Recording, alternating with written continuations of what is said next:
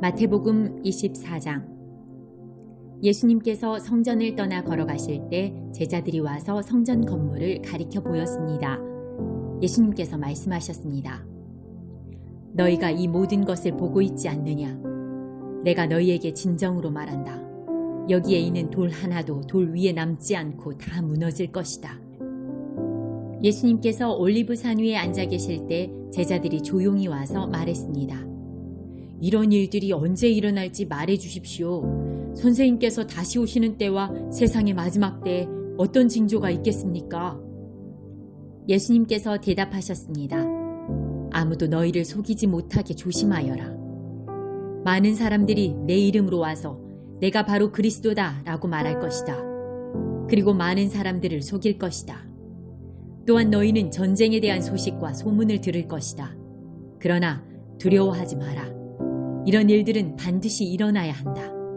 그러나 아직 마지막 때는 아니다. 민족이 다른 민족과 싸우기 위해 일어나고 나라가 다른 나라와 싸우기 위해 일어날 것이다. 여러 곳에서 기근과 지진이 있을 것이다. 이런 일들은 해산의 고통이 시작되는 것에 불과하다. 그때 사람들이 너희를 박해하고 심지어 죽이기까지 할 것이다. 나 때문에 너희가 모든 민족에게 미움을 받을 것이다.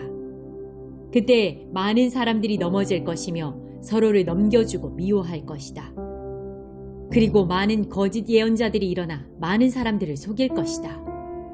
또한 불법이 더욱 많아져서 많은 사람들의 사랑이 식을 것이다. 그러나 끝까지 견디는 사람은 구원을 얻을 것이다. 이 하늘나라의 복음이 온 세상에 전파될 것이며 모든 나라에 증거될 것이다. 그때서야 세상의 끝이 올 것이다. 그러므로 예언자 다니엘이 말한 멸망케 하는 혐오할 만한 것이 거룩한 곳에 서 있는 것을 보면 유대에 있는 사람들은 산으로 도망하여라. 지붕 위에 있는 사람은 집 안에 있는 것을 가지러 내려가지 마라. 밭에 있는 사람은 겉옷을 가지러 되돌아가지 마라. 그때에는 임신한 여자와 젖먹이는 여자에게 화가 있을 것이다. 너희가 도망한 때가 겨울이나 안식일이 아니기를 기도하여라. 그때에는 많은 어려움이 있을 것이기 때문이다. 세상이 생기고 나서 지금까지 이 같은 환난은 일어난 적이 없었고 이후로도 없을 것이다. 하나님께서 그 기간을 줄여주시지 않으시면 아무도 구원받지 못할 것이다. 그러나 하나님께서는 선택한 사람들을 위하여 그 기간을 줄여주실 것이다. 그때의 사람들이 여보시오, 그리스도가 여기 계십니다. 또는 저기 계십니다. 라고 할 것이다. 그러나 믿지 마라. 거짓 그리스도들과 거짓 예언자들이 일어나서 큰 증거를 내보일 것이고 기적을 일으킬 것이다. 그래서 사람들을 속일 것이다. 그리고 할 수만 있다면 선택하신 사람까지 속일 것이다. 보아라, 내가 미리 너희에게 일러주었다. 그러므로 사람들이 여보시오, 그가 광야에 계십니다. 라고 말해도 거기에 가지 마라. 여보시오, 그리스도가 골방에 계십니다. 라고 말해도 믿지 마라. 번개가 동쪽에서 서쪽까지 번쩍이듯이 인자가 오는 것도 이와 같을 것이다. 시체가 있는 곳에는 독수리가 모여들 것이다. 그 환난의 날이 지난 직후에 태양이 어두워지고 달이 그 빛을 잃을 것이다. 별들이 하늘에서 떨어지고 하늘에 있는 모든 권세가 흔들릴 것이다. 그때 인자가 올 징조가 하늘에 있을 것이다. 그때 세상의 모든 민족이 울며 인자가 큰 권능과 영광으로 하늘 구름을 타고 오는 것을 볼 것이다. 인자가 큰 나팔 소리와 함께 천사들을 보낼 것이다. 그들은 하늘 이 끝에서 저 끝까지 사방에서 택함받은 백성들을 모을 것이다. 무화과 나무의 비유를 배우라. 그 가지가 연해지고 새 잎을 내면 여름이 가까운 줄 안다. 마찬가지로 이 모든 것이 일어나는 것을 보면 인자가 가까이 와 문 앞에 있는 줄을 알아라. 내가 너희에게 진정으로 말한다. 이 세대가 지나기 전에 이 모든 것이 일어날 것이다. 하늘과 땅이 없어질지라도 내 말은 결코 없어지지 않을 것이다. 그 날과 그때는 아무도 모른다. 심지어 하늘의 천사와 아들까지도 모르고 오직 아버지께서만 아신다. 노아의 때처럼 인자가 다시 올 때도 그와 비슷할 것이다. 홍수가 나기 전 노아가 배에 들어가기 전까지도 사람들은 먹고 마시며 장가가고 시집가며 지냈다. 홍수가 나서 모든 사람들을 쓸어가기 직전까지 사람들은 전혀 깨닫지 못하였다. 인자가 올 때도 그와 같을 것이다. 두 사람이 밭에 있는데 한 사람은 데려가고 다른 사람은 남겨둘 것이다. 두 여자가 맷돌을 갈고 있는데 한 사람은 데려가고 다른 사람은 남겨둘 것이다. 그러므로 항상 깨어 있어라. 왜냐하면 언제 너희 주님께서 오실지 너희가 알지 못하기 때문이다. 이것을 명심하여라. 만약 도둑이 언제 들어올지 집주인이 안다면 미리 준비를 하고 도둑이 집에 들지 못하도록 할 것이다. 그러므로 너희도 준비를 해야 한다. 인자는 생각지도 않은 때에 올 것이다. 주인이 집안을 맡기고 제때에 양식을 내주도록 맡긴 신실하고 슬기로운 종이 누구겠느냐? 주인이 돌아와서 볼 때 주인이 명한 대로 일하고 있는 종은 복되다. 내가 너희에게 진정으로 말한다. 주인은 그 종에게 자신의 모든 소유를 맡길 것이다. 그러나 악한 종이 주인이 오랫동안 돌아오지 않을 것이라고 마음속으로 생각하여 다른 종들을 때리기 시작하고 술꾼들과 함께 먹고 마신다면 생각지도 않은 날 알지 못하는 때에 그 종의 주인이 올 것이다. 그때 주인은 그 종에게 벌을 내리고 그 종을 위선자처럼 여길 것이다. 그 종은 거기서 슬피 울고 고통스럽게 이를 갈 것이다. 마태복음 25장. 하늘나라는 등을 들고 신랑을 맞으러 나간 10명의 처녀에 빗댈 수 있다. 그 가운데 5명의 처녀는 어리석고 5명의 처녀는 지혜로웠다. 어리석은 처녀들은 등을 가지고 있었지만 기름이 없었다. 지혜로운 처녀들은 등뿐만 아니라 통에 기름까지 넣어 가지고 있었다. 신랑이 오는 것이 매우 늦어져서 처녀들이 모두 졸다가 잠이 들었다. 한밤중에 어떤 사람이 소리쳤다. 여보시오, 신랑이 옵니다. 나와서 맞이하십시오. 그러자 모든 처녀들이 깨어나 등불을 준비하였다. 어리석은 처녀들이 지혜로운 처녀들에게 말했다. 등불이 꺼져가니 우리에게 기름을 조금만 나누어 다오. 지혜로운 처녀들이 대답했다. 안 돼. 우리가 함께 쓰기엔 기름이 충분치 않아. 기름 파는 사람에게 가서 사렴. 어리석은 5 처녀가 기름을 사러 간 사이에 신랑이 왔다. 준비된 처녀들은 신랑과 함께 결혼잔치에 들어가고 문은 닫혀 잠겼다. 나중에 나머지 처녀들이 와서 주님, 문 좀 열어주세요 라고 간청했다. 그러나 신랑이 대답했다. 내가 너희에게 진정으로 말한다. 나는 너희를 알지 못한다. 그러므로 항상 깨어 있어라. 그 까닭은 너희가 그날과 그때를 알지 못하기 때문이다. 하늘나라는 여행을 떠날 때 종들을 불러서 자기 재산을 맡긴 사람과 같다. 주인은 종들의 능력에 따라 어떤 사람은 5달란트를, 어떤 사람에게는 2달란트를, 또 어떤 사람에게는 1달란트를 맡기고 여행을 떠난다. 5달란트를 받은 종은 얼른 가서 그것으로 장사를 하였다. 그래서 5달란트를 더 벌었다. 마찬가지로 2달란트를 받은 종도 2달란트를 더 벌었다. 그러나 1달란트를 받은 종은 나가서 땅을 파고 그곳에 주인의 은도를 숨겼다. 세월이 오래 지난 뒤에 종들의 주인이 집에 돌아와서 종들과 셈을 하였다. 5달란트를 받았던 종이 5달란트를 더 가지고 와서 말했다. 주인님, 제게 5달란트를 맡기셨는데 보십시오. 5달란트를 더 벌었습니다. 주인이 대답했다. 참 잘했구나. 너는 착하고 신실한 종이다. 네가 적은 것에 최선을 다했으니 내가 훨씬 더 많은 것을 너에게 맡기겠다. 주인과 함께 기쁨을 누려라. 2달란트를 받았던 종도 와서 말했다. 주인님, 제게 2달란트를 맡겨주셨는데 보십시오. 2달란트를 더 벌었습니다. 주인이 그에게 대답했다. 참 잘했구나. 너는 착하고 신실한 종이다. 네가 적은 것에 최선을 다했으니 내가 훨씬 더 많은 것을 너에게 맡기겠다. 주인과 함께 기쁨을 누려라. 그리고 1달란트를 받았던 종이 주인에게 와서 말했다. 주인님, 저는 주인님이 심지 않은 데서 거두고 씨 뿌리지 않는 데서 거두는 완고한 분이라 생각했습니다. 그래서 두려운 마음으로 밖에 나가 또 돈을 땅에 숨겼습니다. 이제 주인님이 제게 주신 돈을 도로 받으십시오. 주인이 대답했다. 이 악하고 게으른 종아, 너는 내가 심지도 않은 데서 거두어들이고 씨 뿌리지 않는 곳에서 거두어들인다고 생각하느냐? 그렇다면 너는 내 돈을 은행에 넣어두어야 했다. 그러면 내가 다시 돌아왔을 때 이자와 함께 내 돈을 돌려받았을 것이다. 저 종에게서 돈을 빼앗아 10달란트 가진 종에게 주어라. 가진 사람은 더 많이 받아 풍성하게 될 것이고 없는 사람은 있는 것마저 빼앗길 것이다. 저 쓸모없는 종을 바깥 어두운 곳에 던져라. 거기서 슬피 울고 고통스럽게 이를 갈 것이다. 인자가 모든 천사들과 함께 영광 가운데 다시 와서 영광의 보좌에 앉을 것이다. 그때 세상 모든 나라가 그 앞에 모일 것이며 목자가 양과 염소를 구분하듯이 인자가 사람들을 나눌 것이다. 인자는 자신의 오른쪽에는 양을, 왼쪽에는 염소를 둘 것이다. 그때 왕이 오른쪽에 있는 사람들에게 말할 것이다. 내 아버지로부터 복을 받은 너희들이여, 와서 세상이 만들어질 때부터 하나님께서 너희를 위해 준비하신 나라를 물려받아라. 내가 배가 고플 때 너희는 내게 먹을 것을 주었다. 내가 목마를 때 너희는 마실 것을 주었다. 내가 나그네로 있을 때 너희는 나를 초대해 주었다. 내가 헐벗었을 때 너희는 내게 옷을 입혀 주었다.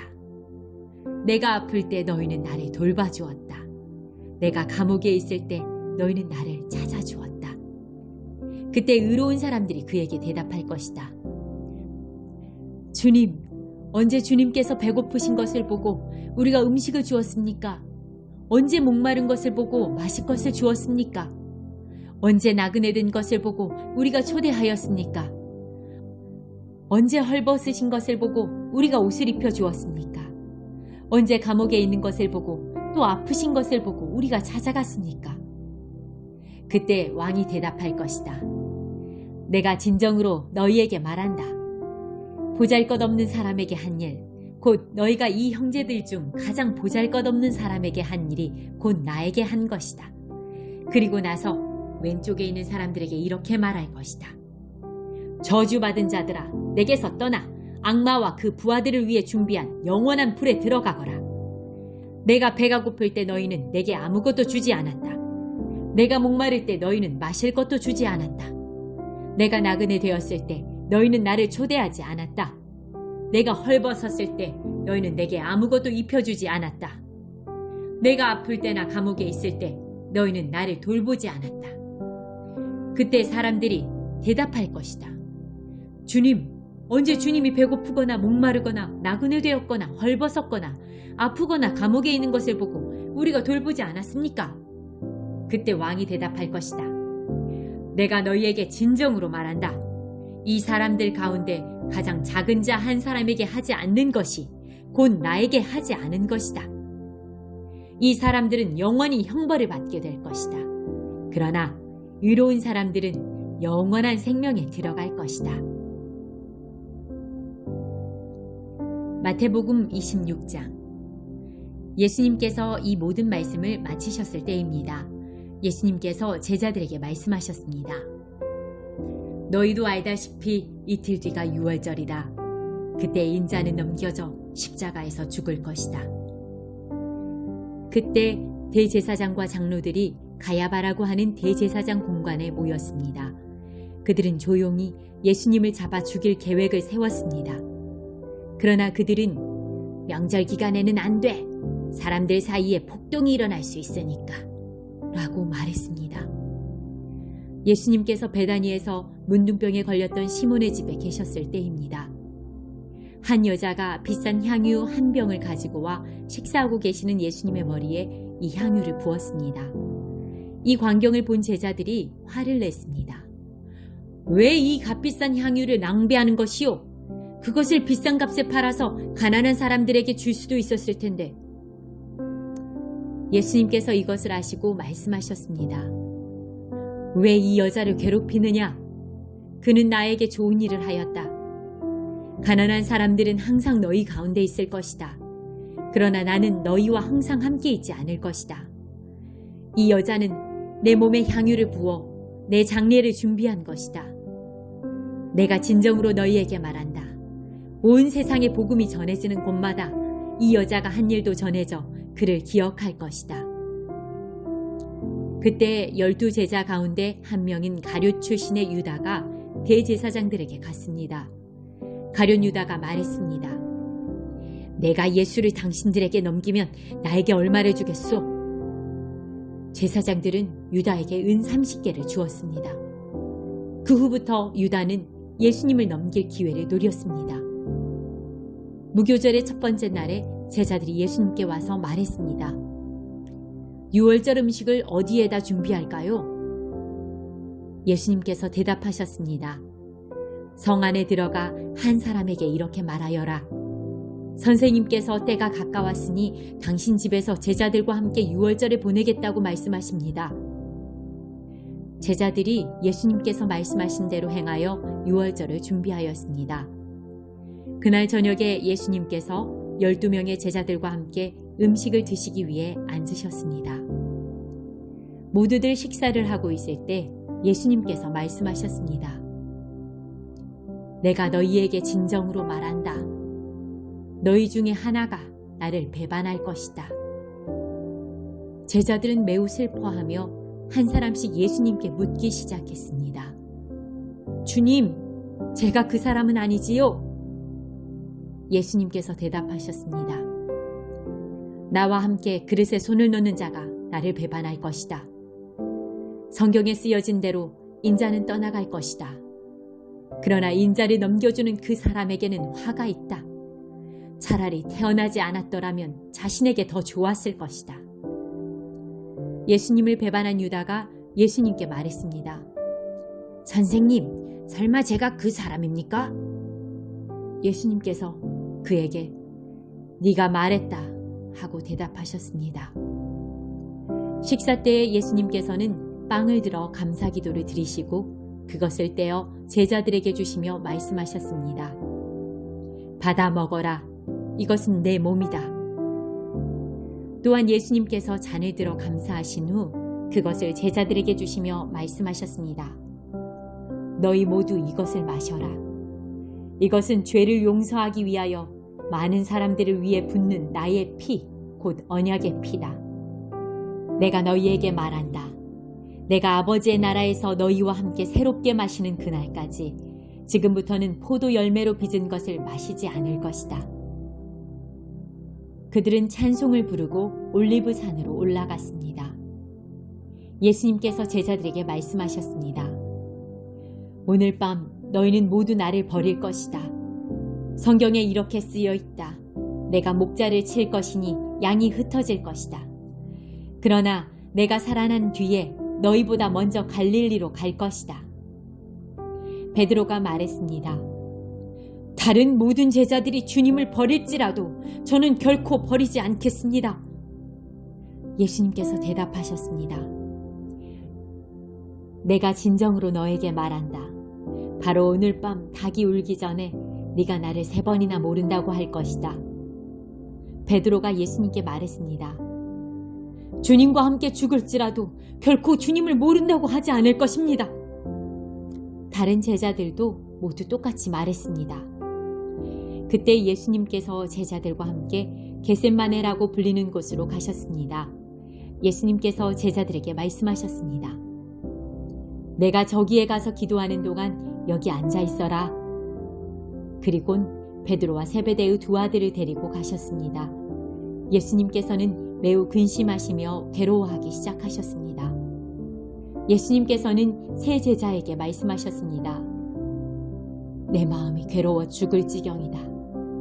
여기서 머무르며 나와 함께 깨어 있어라. 그리고 나서 약간 떨어진 곳으로 가서 얼굴을 땅에 대고 기도하셨습니다. 나의 아버지, 할 수만 있다면 제게서 이 잔을 지나가게 해 주십시오. 그러나 내 뜻대로 하지 마시고 아버지의 뜻대로 하시길 원합니다. 기도하신 후 제자들에게 오셔서 제자들이 자고 있는 것을 보시고 베드로에게 말씀하셨습니다. 너희들은 1시간도 나와 함께 깨어 있을 수 없느냐? 깨어서 너희가 시험에 빠지지 않도록 기도하여라. 영은 원하지만 육체가 약하구나. 예수님께서 다시 가셔서 2번째 기도를 하셨습니다. 나의 아버지여, 이것이 제게서 지나갈 수 없고 제가 마셔야만 한다면 아버지의 뜻대로 되기를 기도합니다. 그리고 나서 다시 제자들에게 가셔서 제자들이 자고 있는 것을 보셨습니다. 그들은 너무 졸렸던 것입니다. 그래서 예수님께서는 제자들을 놔두고 다시 세 번째로 기도하셨습니다. 예수님께서는 같은 기도를 한 번 더 하셨습니다. 그 다음에 예수님께서 제자들에게 돌아오셔서 말씀하셨습니다.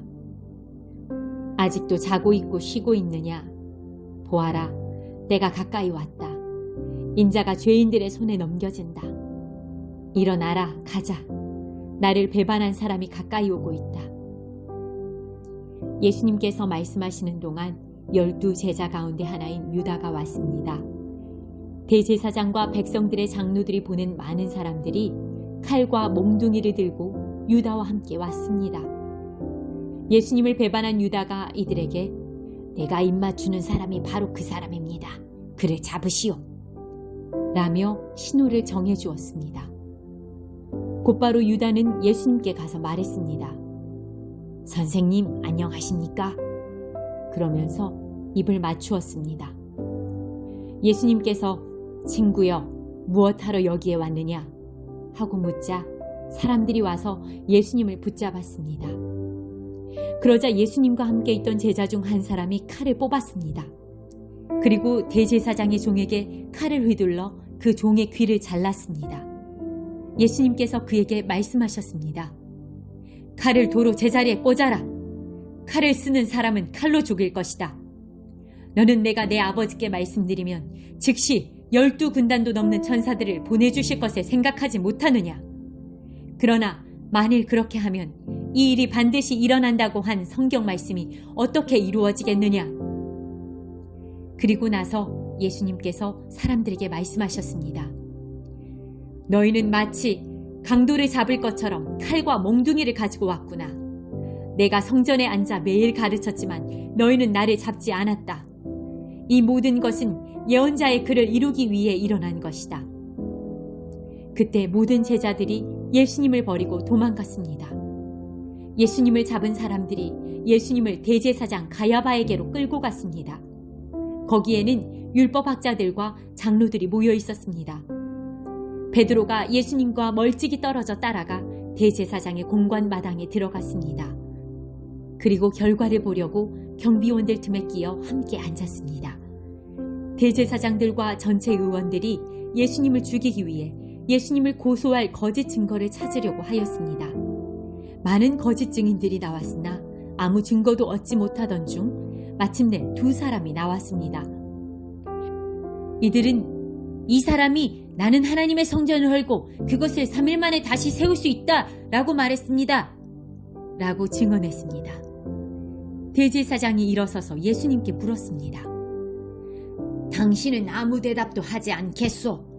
이 사람들이 당신에게 불리한 증언을 하는 것에 대한 당신의 답변은 무엇이요? 그러나 예수님께서는 아무것도 말씀하시지 않았습니다. 다시 대제사장이 예수님께 물었습니다.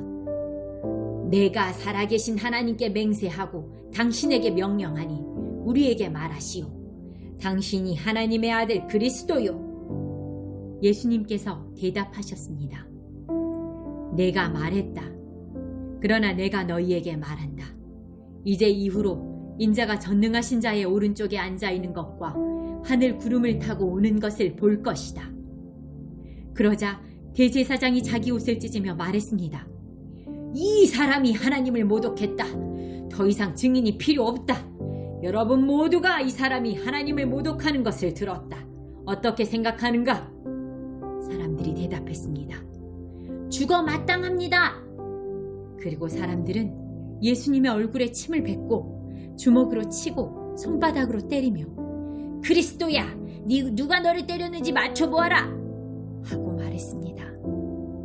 베드로가 대제사장 공관마당의 바깥쪽에 앉아 있었습니다. 그때 어떤 여자 하인이 와서 말했습니다. 당신도 갈릴리 사람 예수와 함께 있었지요? 그러자 베드로는 당신이 무슨 말을 하는지 모르겠소 라며 모든 사람들 앞에서 그렇지 않다고 말했습니다. 베드로가 대문 있는 데로 나가자 다른 여자 하인이 거기 있던 사람들에게 말했습니다. 이 사람은 나사렛 예수와 함께 있던 사람이에요. 또다시 베드로는 나는 그 사람을 모릅니다. 라고 맹세를 하며 그렇지 않다고 말했습니다. 잠시 후 서 있던 어떤 사람들이 베드로에게 가서 말했습니다.